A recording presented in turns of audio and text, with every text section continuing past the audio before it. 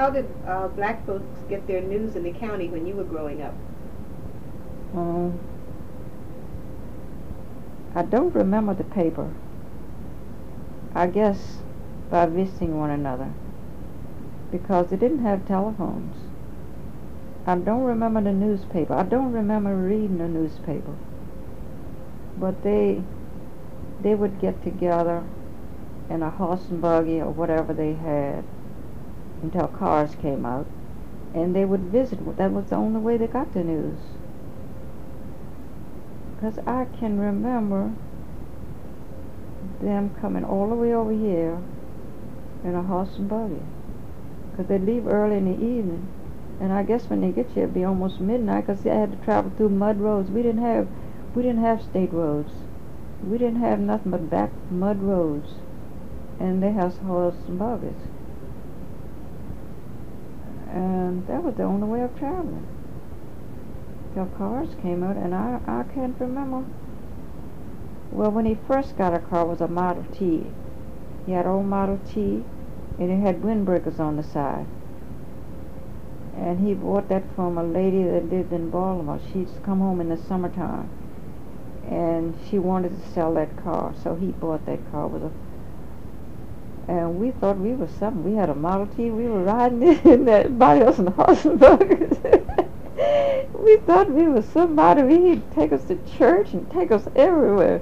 Well, Miss Stephen Watts had one too. Him and Stephen Watts was the only two had cars, old Model Ts. And I guess you can see some pictures of the old Model Ts now, you know, way back yonder. But if we had been thinking, we could have saved some of that stuff, and, you know, it'd been worth money now. It sure would. Did you all listen to radio, or did you have radio when you were growing up? No radios. Till later in years we had radios. No telephone. I can remember my mother's first telephone. It was one of these stands, and you hook it in like that. And that was the first telephone. And if you had 3 rings, it was yours. If it was 2 rings, or somebody else. Or, you know, they'd go by the ring on the phone. And I think that old phone was still in there when we moved over there, but I don't know what they did with it. That was when we first got phones. And that was quite a few years back. What about radio and television? How old were you when you got to experience those? Well, we didn't get televisions until, let me see, we were grown when they got television. Radio, we had a radio.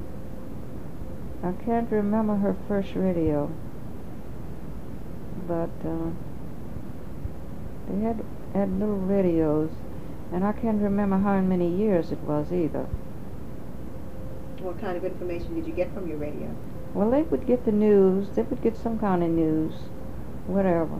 I can remember her playing the numbers and getting the numbers. She'd stand by that radio and get them. I can remember her doing that.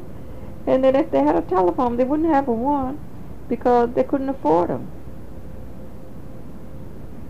And it was a few of them. Everybody didn't have them. Everybody couldn't afford them. And I guess that was caused it kind of hard if you couldn't talk to somebody. But we were there, and she had friends that would visit her. So that was all the communication that they had until they went to church, you know, and met people or seen people or whatever. And where we went, we had to walk. I can remember a many day that we would walk from where my old house, Mama's old house was, Uncle Emery used to live, through the woods, and go across the swamp, and go down on the beach where she used to work. And she used to walk that every morning and every evening. And I can remember the time that she would come home. Eunice and Irvin and Emery and I would walk through the woods to meet her, to see what she would bring for us. Like little children with candy. She'd always bring something home. She would make the best biscuits. We would be the first one to get that biscuit that she was bringing home. I can remember that just as well.